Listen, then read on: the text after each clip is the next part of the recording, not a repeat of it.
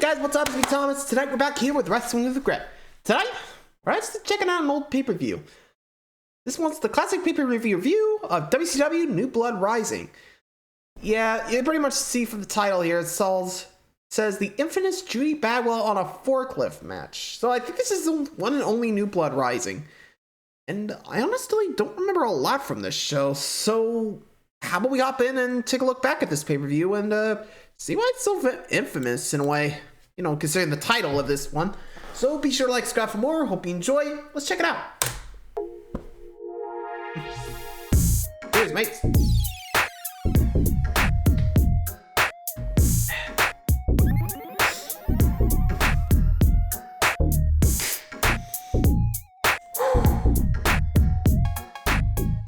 Well, you sick sons of bitches, you finally did it. Now, I thought I was being gracious several weeks ago, putting the poll up saying you could choose either this show or WrestleMania 23, and I thought, okay, well, there were enough votes for this one. I'll do a solid in a couple weeks, and I'll do this one after all. And boy, if Bash the Beach 2000 couldn't break me, this one might come close to it. It's WCW New Blood Rising from August 13th, 2000 at the PNE, now the Pacific Coliseum during the last year, in Vancouver, British Columbia. Last full year, WCW.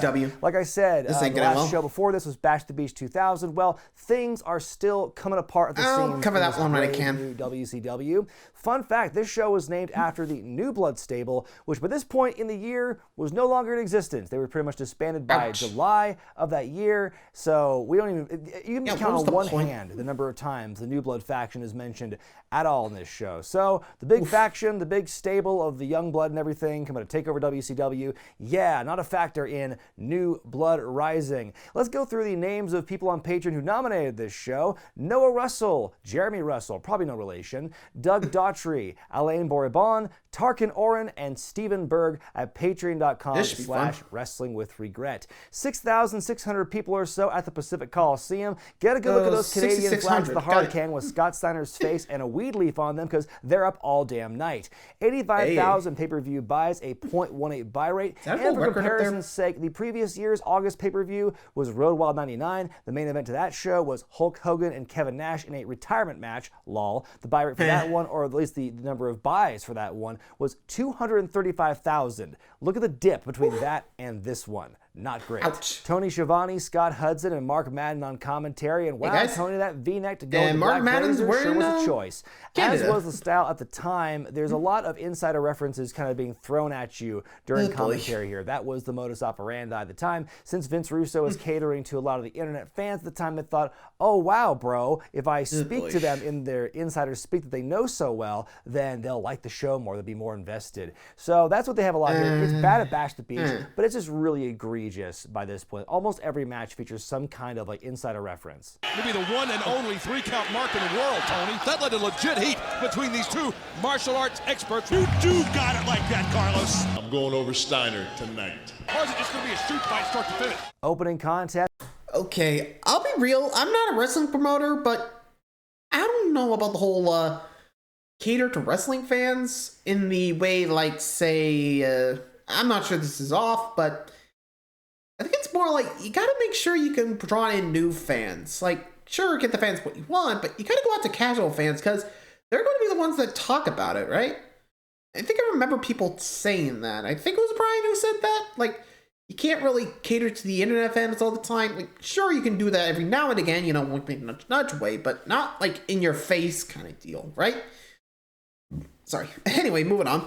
A 6-man double ladder match as 3 count. A double ladder match takes on the Young Dragons. Tank Abbott, of course, the former UFC fighter, double ladder match. Super fan. A gong cuts off their singing and dancing, and Tank Abbott goes, "God, I hate that!" It's Kaz Hayashi, Yang, and Jamie Son. The Young Dragons coming down to the ring. Now, the goal of this match is a bit different from a regular ladder match because you've got 2 items hung above the ring for this one. That's why it's called the double ladder match. Gold record and a recording contract. And the whole crux of this is if the Young Dragons grab the recording contract, then they are going to prevent the 3 count from ever recording music ever again. They will control their careers. Okay. And so right away, you just made the gold record completely irrelevant. You've got 2 items here, but you've already established that the recording contract is the only actual stake behind it. The gold record is just a matter of pride thing. This is an actual stake in their careers and their livelihoods. That's the more important one. So why do you have two things? The match what the begins heck? in a kind of a 6-man tag team format. Then it falls apart in like 30 seconds and they make a See break ya. for the ladders by the stage.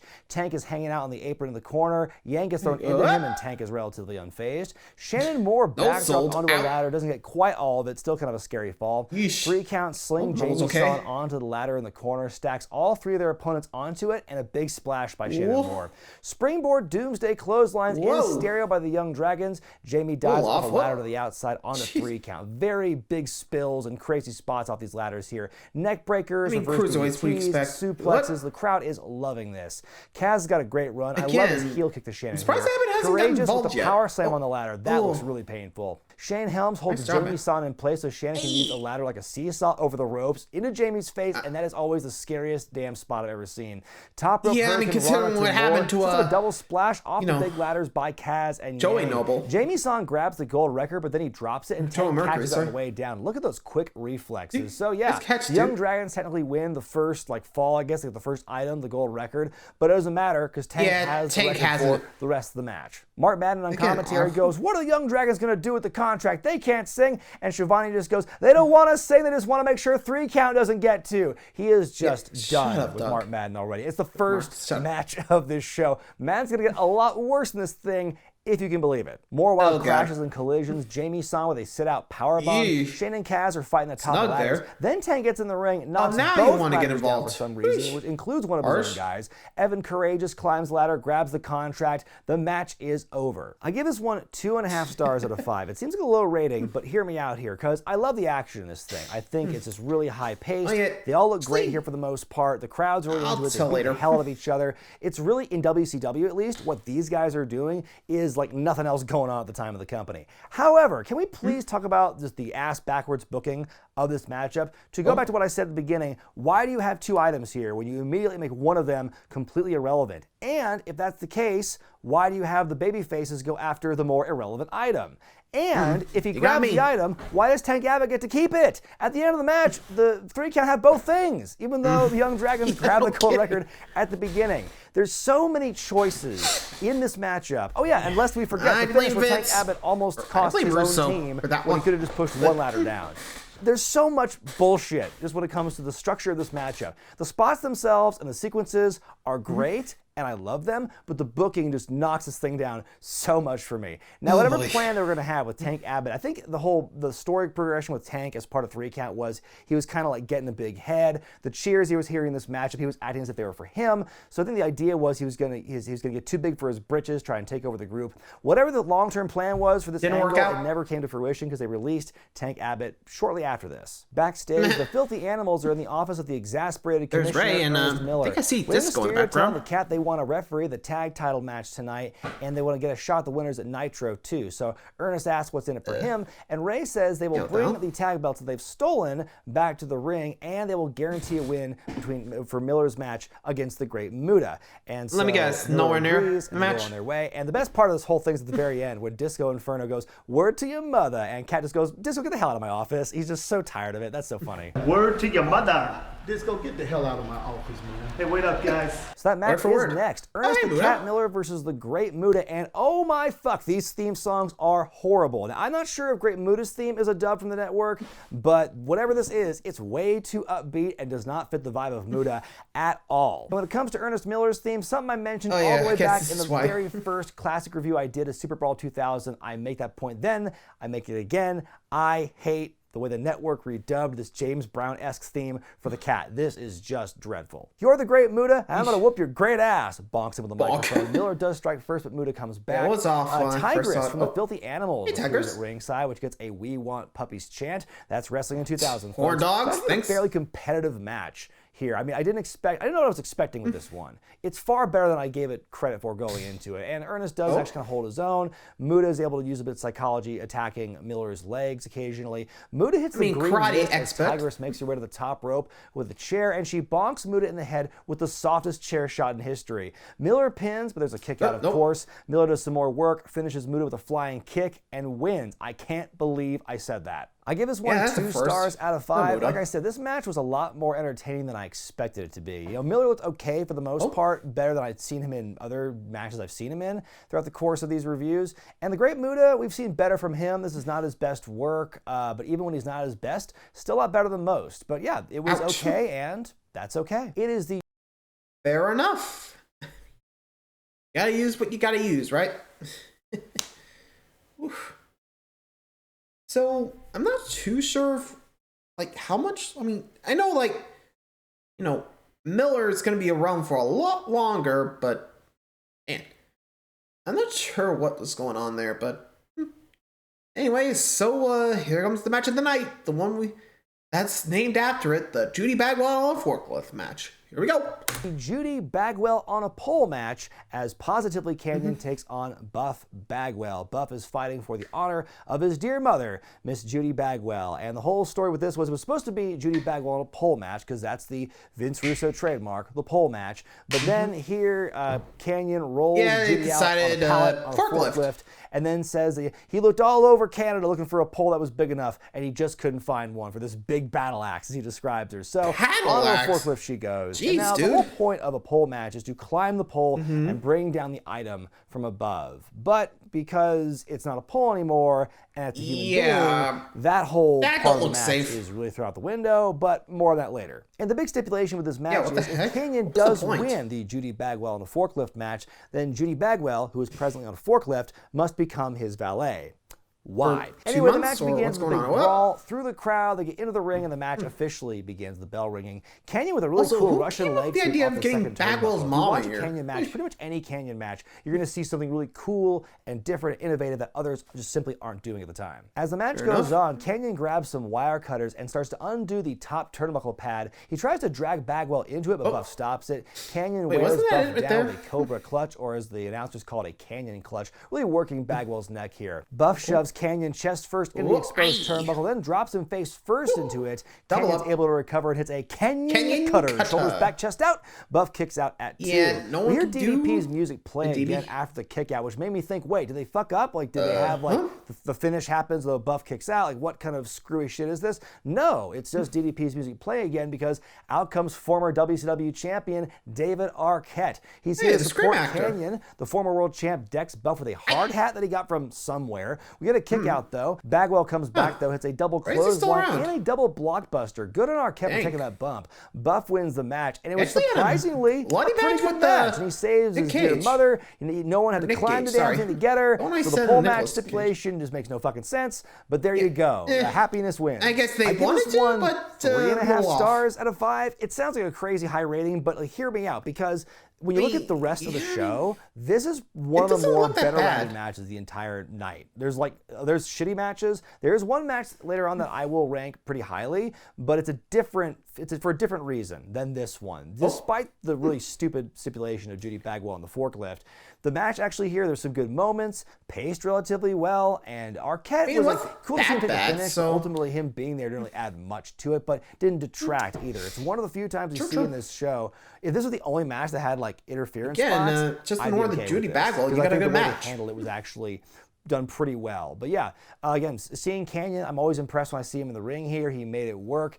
And yeah, it was actually kind of a fun match in that way. Backstage, a Canadian limo pulls up, and you can tell because the flag's attached. It's triple champion Lance Storm making his way to the arena. Then we go back to the announce team where Tony Schiavone announces that Goldberg, who's supposed to be in the triple threat match later tonight, was injured in a motorcycle accident yesterday in Sturgis, South Dakota. What the hell was Goldberg doing in Sturgis, South Dakota the day before a pay-per-view in Vancouver, British Columbia? I'd never really understood that. Is that even nearby? Anyway, Goldberg's status apparently is unknown. So will he be part of the triple threat match? Time will tell. Who knows? Four corners match for the WCW Tag Team Championship. Chronic defend against the Misfits in Action, Jim Jack and O'Hare, and the perfect defense of Palumbo and Stasiak. So yeah, when Ray said to Ernest Miller, we want to be referees this matchup, he was speaking literally, because you've got Disco Inferno in the middle as like the main referee, which he establishes in a pre-match promo, and then the other three, you got Juventud Guerrera, Ray, and Tigress as the enforcers on the outside. So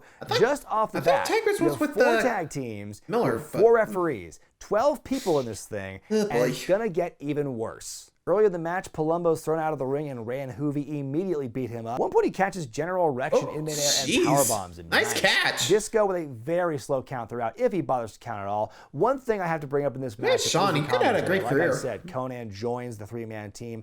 And then there's this phrase they keep trying to put over, he's got it like that. We've got it like that. You've got to like that.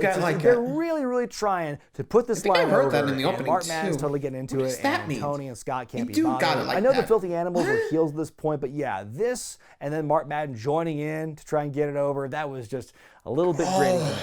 Lots of action in this match, focusing on everyone but Chronic. Not just the referees, but like Adams and Clark are relatively shut out as this match goes on. Jindrak and O'Hare are in the ring, and Disco being very partisan toward them, like telling them to go for the cover, but they can't capitalize.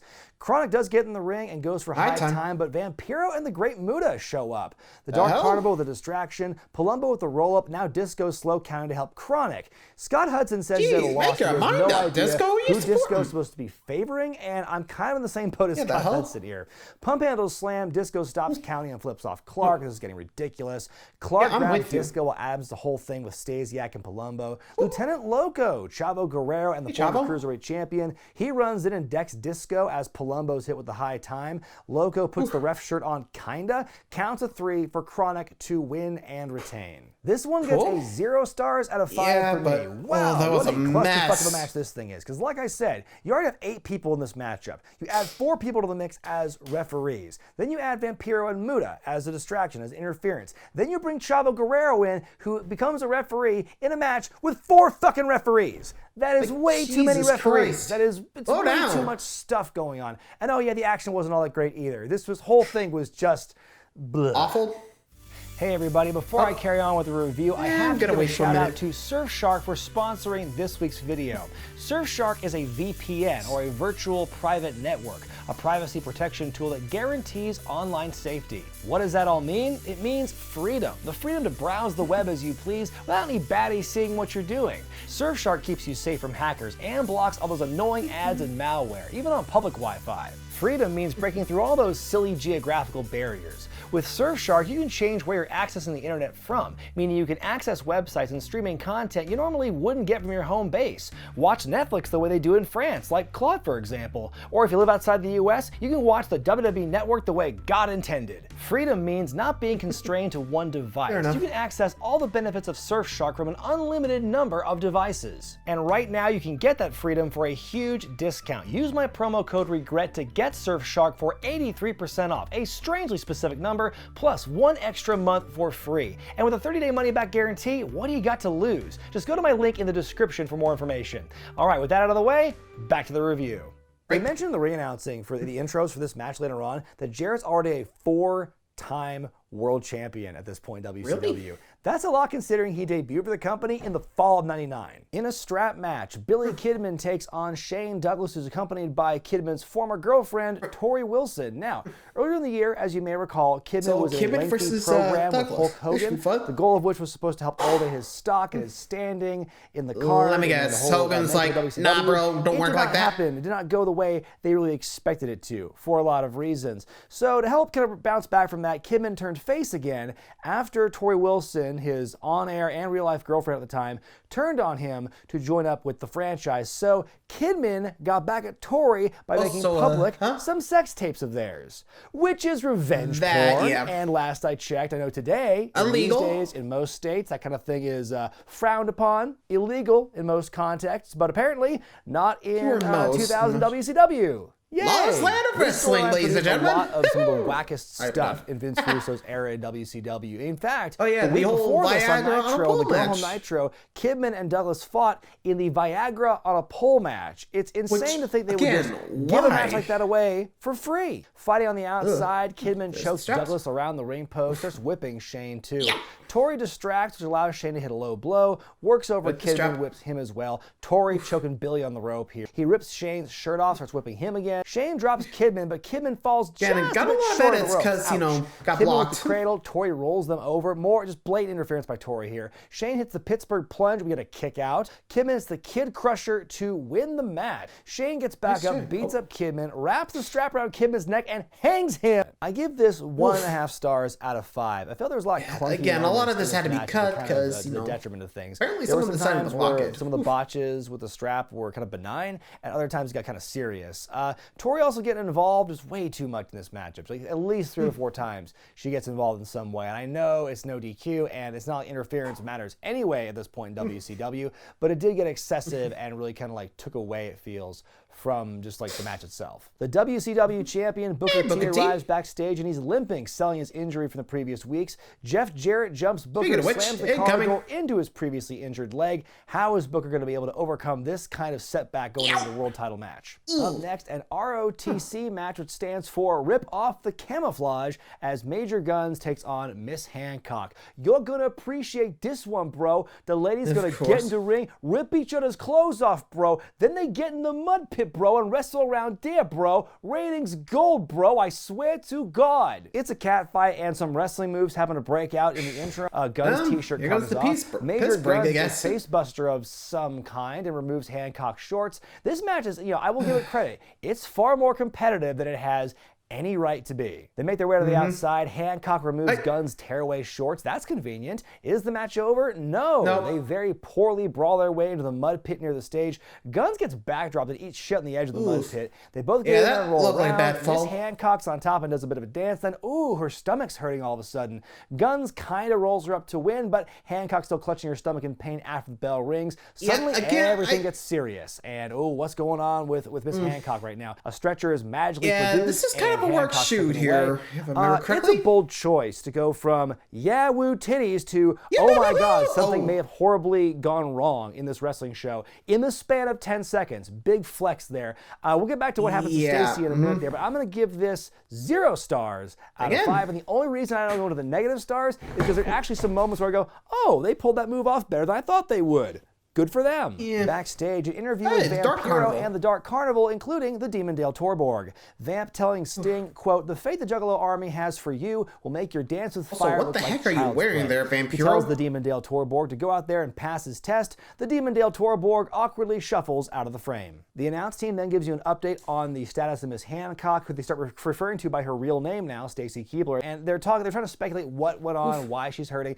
Oh, well, it didn't look like she got hit in the gut that hard. Shut up, Mark Madden. So what was the payoff to all that? What was the reasoning behind Stacy Keibler grabbing her stomach in pain? Well, it turns out she's pregnant in the storyline. Yes, turns out didn't cause a miscarriage. The pain was just her being pregnant. Maybe it was just morning sickness cramps for all we know. But the big reveal is Stacy is pregnant, and David Flair, who again they're on screen and off screen in a relationship at that time, but they're in kayfabe as well. And so David wants to make things right. He wants to marry Stacy and all that good stuff. But then on the day of the wedding, as the ceremony is happening, Stacy reveals that David is not the father of the baby. And so from then on out, there's speculation. Either Aaron or strongly indicates it's Buff Bagwell's the father. Also, there was a rumor getting kicked around that Ric Flair was supposed to be the father of the baby. Also, a rumor getting kicked around that Vince Russo was supposed to be the father. God damn it, Vince! But get off. none of that ever happened ego because trip. they abandoned this storyline. Stacy was taken off TV, and it was never mentioned again. This is the kind of stuff that Vince Russo defends to this day as a writer. I don't think it's very defensible. We saw a very similar angle to this with Terry Runnels a couple years before in the World Wrestling Federation. We saw almost a clone of this. The only difference was like she was in pain, but it wasn't a miscarriage. But yeah, this is the kind of stuff. Why? Okay, here's the thing. I have defended Vince Russo on a couple of things, but I also knock him for a couple of things. And my biggest issue here is, if Vince Russo is such an amazing writer, then how come he was seemingly incapable, just flat out unable to write a storyline for a woman in either WWF or WCW that had nothing to do with her sexuality or her reproductive functions or her value and her worth as a commodity to be won or lost? That's pretty bad if that's all you can do with ladies on your roster, and you can't think anything beyond that like lizard brain level of woman as property, woman as fuck toy. Like, it's so weird that that's what we're getting still here in 2098. It was that was body and everything, that was fine. At that point though, it's like, what else do you have? So the feud between, I mean, I'm wrong, but I'll be real, just not the best way to represent them. But then again, I think wrestling back then, even in the 2000s, was still like, show the boobies, show the titties, all that kind of thing, right? Which, I mean, yeah, it worked back then, but not so much nowadays. Like, I mean, I get it. You know, stick with what works, but yeah, probably why Vince is so ragged on. Like, he was just incapable of changing. I think that's what happened, you know? Like, he had stuff that worked in WWF back in the 90s, but when it came to WCW, his failures of, you know, unwilling to change and all that kind of gotten shown off, and now he's still stuck in that loop despite everything. I'm just saying, that seems what's going on, but hard to say, really. You know? I mean, nonsensical storylines and all that, just woof. Moving on. Between Vampiro and Sting has been going on for quite a while at this point. It's one of the larger storylines in WCW at this time. And the last big development took place at the Great American Bash in the Human Torch match that saw Sting, or rather a stunt double, catch fire and plummet off the top of the set. Then at Bash at the Beach, after Vampiro's match, Sting returned after an army of Sting lookalikes surrounded Vampiro. And so the real Sting ended up taking Vampiro out, who, in his big return to pay-per-view, rappels down from the rafters, Scorpion Death Drop from the beginning, and Sting wins in less than a minute. Holy shit, did the Demon show up in gorilla position, whacked out on pills or something? Vampiro and the Great Muta show up and beat up Sting, but Chronic make the save. I wonder if, like, Sting had some creative control or something. Get beaten up. He will eventually split from the group. The Carnival Powder and Chronic challenge them to a match later the night for the tag team titles. I give the match 1 star out of 5 because of Sting's entrance. And that's it. In a match for the Canadian Championship, more on that in a moment, Lance Storm defends against Mike Awesome. So we are currently in the midst of the single biggest push in Lance Storm's career. He left ECW, comes to WCW, is put right into a tournament for the U.S. Championship, wins the tournament, rebrands the title, the Canadian title, and then goes on to win more and more championships. He'll go on to win the TV title, and just in the week before this, he won the Cruiserweight Championship, rebranding them all as Canadian-themed titles. And what a great entrance for Storm here. With the belts, he has the police escort, the big ovation. This has to be like the peak of Storm's career, right? Nothing can top the way he is positioned right now in the card with all these belts. He gets a big babyface pop when he's on the mic and says that he's glad to perform in front of real wrestling fans in the greatest country in the world. And right after he says again, the camera, Canada, the bizarre land of wrestling, sign with the American flag on fire. Like, whoa, cheers, buddy, faces are booed, and all that. Says he has security detail because Americans want to attack him. He says he threatens the illusion that America rules the world. Getting really deep and anti-America here with this promo.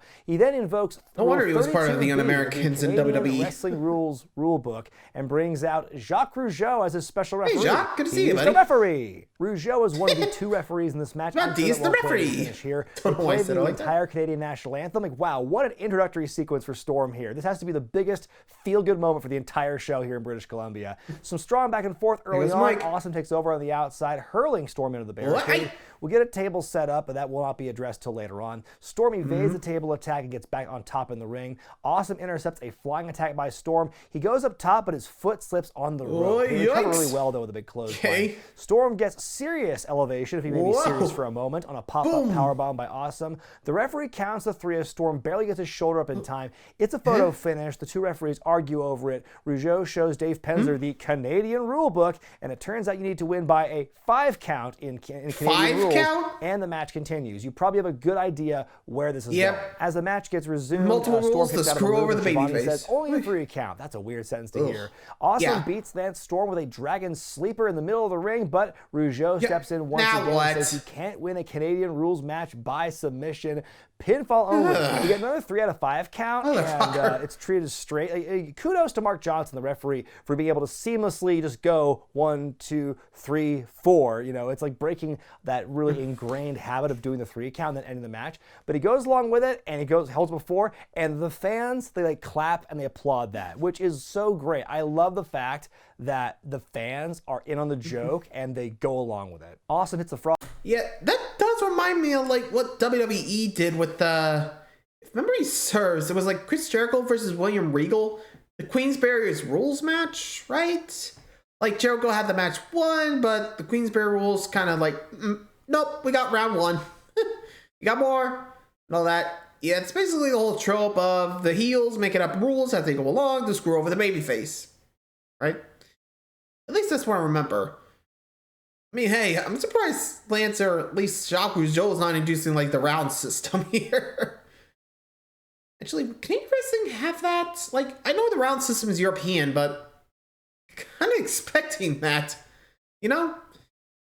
What can you do? Moving on. Frog splash on the top rope. We get the 5 count. Awesome wins, or does he? Sure enough, Demounty interjects once again and says, after the pinfall, Storm needs to answer the count of 10, get back on his feet. If he can't do that, then the match ends. It's a last man standing match with Savage and Crush at WrestleMania 10 all over again. Hell, Storm dude. is able to beat the 10 count. Storm hits Awesome with a chair shot. It wasn't quite as bad as the one he hit RVD with at Barely Legal. That gets a 4 count, though. Storm and Awesome are up top, still slipping on those ropes. It looks so dangerous. Yeesh. They are both able to jump off and land through a table in the ring. Awkward Demounty landing. says the first person to answer the count of 10 wins. Both refs are counting. The guys are getting up. As Mark Johnson's ref back is looking turned, away, Rougeau and pops Awesome with bonk. a punch, which gets a tremendous reaction. Storm answers the count and wins, and the crowd becomes unglued. And as he's celebrating, Of course they Bret did. Hart shows Hey, up. Bret. We've not seen him since he relinquished the championship due to his concussion injury. He shows Thanks a lot, up, Goldberg. gives Storm and Rougeau a big ol' hug in the ring to a huge pop. I give this match 3 Canadian stars, which by my math converts to 5 American stars. This was my favorite match of the night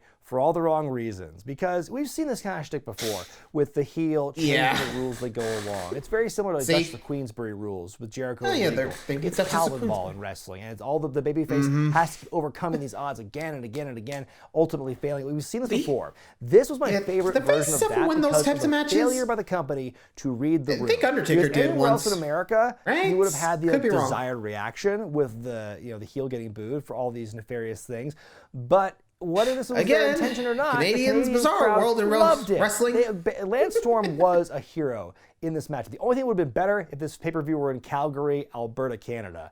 But this was hometown. just so fun to see, like, the fans totally get into this, and they get so happy when the evil Canadian heel Storm cheats his way to a victory with the help of Demounty. It's so fucking funny.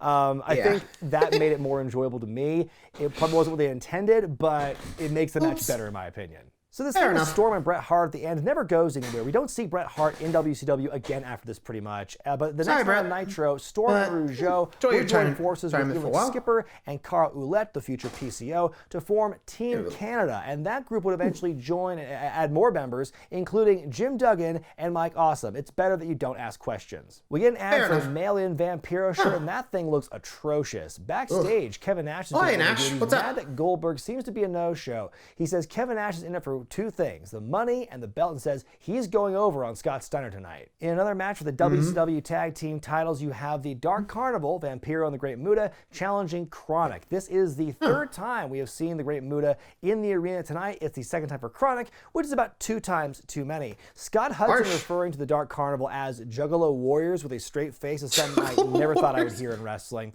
Anyway, the match, Vamp is taken down very early, seems to forget to kick out at 2, and the referee has to kind of bail him out. Chronic has things well in hand with the Juggalo Warriors for a good long time. Vampiro takes a lot of punishment until he fights back with some kicks. Now the Carnival working over Brian Adams. A double down leads to a hot tag. Brian Clark beating up Vamp and Muta. Meltdown onto Vampiro. Muta goes to the green mist, but he hits the referee instead. In come Ron and Don Harris, the Harris twins, who hit the H-bomb onto Clark. Muta with a moonsault, the 3 count, and the Dark Carnival win the tag team championships. But the Juggalo is I give it everywhere, 1 I star out of guess. 5. The match is pretty forgettable. Pretty much done to set up a feud with Chronic and the Harris twins, which just sounds like the best thing, am I right? The thing with the belts, though, was that Muta and Vampiro would drop them 1 day later on Nitro to the Filthy Animals, who you might recall got a championship match for helping Ernest Miller out early in the night. So, yeah, true. I don't know. Why did they even bring Muta in to WCW at this point? He was, he was getting up there in years. He wasn't in his prime years. And also, Vince Russo had made it known around this time period he wasn't a big fan of trying to push Japanese wrestlers. He's said before, you will never see a Japanese sexist, not wrestler racist. get over in America. And so, Again, how did the guy find writing work? for the company? So, what's he doing writing for Muta? How does that help either of them? Backstage, Booker. Yeah, honestly, if I was Muta and I heard like Jeff Jarrett actually say, or not Jarrett, sorry. If I heard Vince Russo, who's writing for me, say that, I'd be like, you know, fuck you, man, I'm out. Like, I'd probably leave. Like, seriously. If he says he's not gonna write Japanese character, like, as the top stars, I'm gonna be like, you know what? Fuck you, man. Like, seriously. If that ain't racism, I don't know what is. Like, seriously. Let's be real. If Vince Russo said that today, he would be canceled in an instant. Like that. He gone. Like, again, he would not fly today, because, yep. I mean, the way he's portraying everything, he's kind of just racist and bigoted, I guess. Oof. I don't want to say it, but he kind of is. Moving on. Booker T's back. Booker T's being How you doing, interviewed. man? His heart is strong enough, but is his knee? Booker T Let's says see. Jarrett will have to kill him to get the championship back, and he wraps it up with his catchphrase, "Don't hate the playa, hate the game." What a good catchphrase. It's probably actually, though, why Booker T got destroyed at WrestleMania 19. That was payback for this catchphrase. At Bash at the Beach 2000, Goldberg beat Kevin Nash with help from Scott Steiner to prevent Scott Hall from ever coming back to the company. And now, yeah, 1 month later, Goldberg's all hero. three of these guys are in a triple threat match to determine who will be the #1 contender for the WCW Championship. Goldberg's still nowhere to be found, but they play his music twice. They love that trope. Why? Shivani on commentary as the match turns the into a point? one-on-one, asking if it's going to be turning into a shoot fight since this is going against what they were planning. Nash and Steiner with some back and forth on the outside. Goldberg finally shows now up. you show He's up. heavily taped up, hits Nash with the chair. Steiner attacks a weakened Goldberg, suplexes him in the ring. Goldberg kicks Steiner out. In comes Nash, who slips on the top rope as he goes over it. What kind of slick coating is on those ropes? Scott don't Hudson know. doing more of that kind of like lifting the veil and doing the insider shooty shoot terms on commentary here, bringing up Starcade Again, no 98 one's house. asking Kevin for Nash that, was on so the shut booking up. committee, and then he put himself over to win the title. Like, stop doing that. Steiner gets in the face of the referee. Goldberg jumps Scott, and they're both that down. looked bad. Nash with a double clothesline comes back with a big run against both guys. Nash sets up for the jackknife on Goldberg, but Bill shoves Nash away, and he leaves the ring. He's going against the script. Vince Russo is not happy and gets in Goldberg's face, and Goldberg tells him to fuck himself as he walks to the back. They then theorize on commentary just what what the Goldberg hell? was thinking, how it made him look really bad not taking that move. And Kevin Nash, he's a professional, and Shivani on commentary Yeah, asks, right. what are they going to do now? That seemed like that was going to be the end of the match. Are they going to improvise now? Again, stop. Shut up. Bring up the worked nature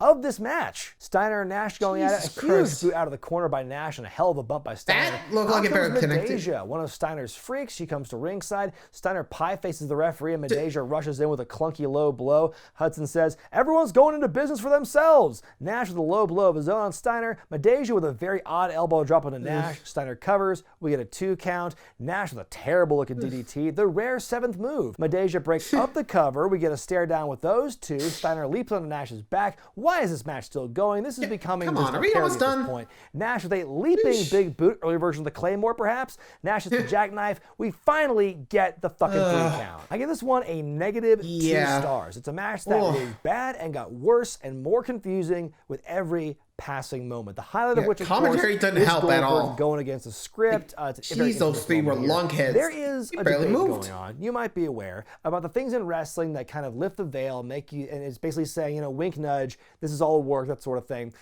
We see that a lot today, and people will say, oh, certain up. comedy wrestlers will do that too much, and it really hurts wrestling. I think what hurts wrestling more is when you do the whole wrestling is fake, wrestling's a joke, when you have higher stakes involved. This is a #1 contenders match for the most prestigious title in your company. And you're having this whole bullshit with someone going against the script and people arguing, oh, who's professional, who's not a professional. Is that going to make people want to tune in to see what happens? wouldn't. And I don't think it does. Jesus, dude. I don't think it did Just then. enjoying the show. It certainly doesn't now. The commentary team buries Goldberg after the fact, calling him a crybaby and everything. What purpose does this the hell, serve? guys? If you have comedy wrestlers doing some pantomime shit, that I think is perfectly acceptable compared to when you've got main eventers doing this stuff. That I think is just really bad. Yeah, And the a real little too irony far. of this moment is that the Goldberg going against the script was universally panned from the beginning, and it was pissing off all of these people, these fans on the internet. And that's the exact demographic Russo had been appealing to this entire time. He pissed off the very people he was catering to. But that whole bullshit aside, everything from the moment Medeja got at ringside to everything after that was so awkward, so maddening, clunky. so many false finishes. If they were Those trying two to just give off the cannot work. impression and working through the fact that, oh, things are improvised now because Goldberg broke against the script, they sure did a convincing job looking as if they didn't know what the fuck they were doing. But Pretty if it was much. planned, it looks really bad. If it wasn't planned for them to look that bad, and then I guess they pulled it off, I don't know. It's such a bad fucking match. Fuck this match. In your Amen. main event, Booker T defends the Here we go. WCW Championship against the Chosen One, Jeff Jarrett. At Bash at the Beach the previous month, these two fought in the real main event of the show after Hulk Hogan pieced out to determine the new champion. Booker T won that match, winning his first world title. It was the only feel-good moment of that entire dumpster fire. In the weeks that followed, Jarrett targeted Booker's knee, including a great shot with a guitar in mid-side kick. Last week on Nitro, Jeff Jarrett upped the ante, obliterating Booker T's wife with a guitar. That, by the way, is Booker's first wife, Lavestia. They would divorce the following year. Michael Buffer's your ring announcer for this one. He didn't screw one name up. The brawl begins, and it makes its way to the outside. We get the double reverse whip into the barricade. Booker gives Jarrett some ring post-itis, as the OC would say. Ouch! Booker with a missile dropkick, but he hurts his own knee in the process. Jarrett begins to stomp on it, wrapping around the ring post, attacking with a chair on the barricade. Again, where's the DQs? Jarrett with a Boston Crab. Booker grabs the ropes. Nice roll-up and a double clothesline by Booker for the double down. Booker hits a spine buster. Little He hits the tricky axe on kick the- and the spinneroonie, but he barely grazes the referee in the eye, and he gets him. Oh, he's down for the count. That really, that really totally destroyed him. Really? Jarrett hits Booker with the guitar mid-side Again. again. Madden tells Jarrett, "Come on, Jeff, stroke him, stroke him." Ugh. Figure four leg yeah, lock. Booker crazy. T gets the ropes. Jarrett really bending the rules here at the rope break there. Jarrett grabs the title belt and goes for Booker, but he decks poor Mark Johnson instead. He's been through a lot tonight. Again, a table is set where are up. the Jarrett rules? goes for the stroke off the apron, but Booker hits the bookend instead. That's got to be the biggest bump Jarrett ever took in his career. New referee, Jarrett grabs a chair, hits Book with a low blow, hits the referee with a chair, which is pretty hilarious. Okay, Stroke so that's on the 3 now. chair. A third referee, Charles Robinson, gets in there. A close kick out. Booker blocks another chair attack, hits what looks to be, it's like maybe a neck breaker, but it turns into like a really bad diamond cutter. We got a kick out there. Thanks a lot, Booker Jarrett. hits another bookend, and he finally wins the match. Booker celebrates and has to deflect garbage being thrown in the ring for some reason as we fade the to hell? black. I give this one 2 stars out of 5. Another time we see these two wrestle where it seems good on paper, but it's just bogged down by screwy spot after screwy spot. Felt very reminiscent of what we saw at Bash at the Beach the previous month. So, with Booker winning here, though, the stage is set for a match at Fall Brawl between Booker T and Nash. But here's where it gets interesting, because 2 or 3 weeks after this show, they wrestle for the championship, Kevin Nash wins, and then they fight in a rematch at Fall Brawl, and Booker T wins that one. So that little bop around was for nothing. And then, soon after that match, Booker T gives the belt to Vince Russo. So great. My final grade for the one and only WCW New Blood Rising pay-per-view is an F. Somehow these guys managed to outdo the shittiness that was Bash at the Beach 2000. That was a bad show, but there's also a lot of things in that show that were fun to watch because of how bad they were. Fair enough. So bad it was good. Like, oh my God, that shit's bad. It's hilarious. No, not so much with New Blood Rising. We had some of that still, but it was just more of the same. It was just more of these bad decisions. All these clusterfucks and these bullshit decisions. So many of those, so little time. When the Judy Bagwell on a forklift match is one of the better matches on the show, I think it's time to call it a night. You know, I can only imagine how messed up I would be if I had to watch these WCW 2000 pay-per-views in order. I've been good on myself. I've been watching them like out of sequence and months apart, but the memories are still there, man. The scars haven't healed yet. And after seeing this, and it's gotten no better from Bash at the Beach, it's just more of the same garbage. Man, this was a really hard one to sit through. Well, I hope you... I mean, you ain't wrong, but jeez. I'll be real, that was rough. And honestly, kind of glad this was the only one. And I don't think Vince Russo did himself any justice. Like, seriously. Like, the ping-ponging of the titles, the numerous backstage, like, references, like, come on, dude. Like, really? We all know it's fake. Don't need to do that. Like I said, I get it, but still rough. Anyway, so that's going to be it for the New Blood Rising review. Let me know what you guys think. Until next time, like, subscribe for more. See ya.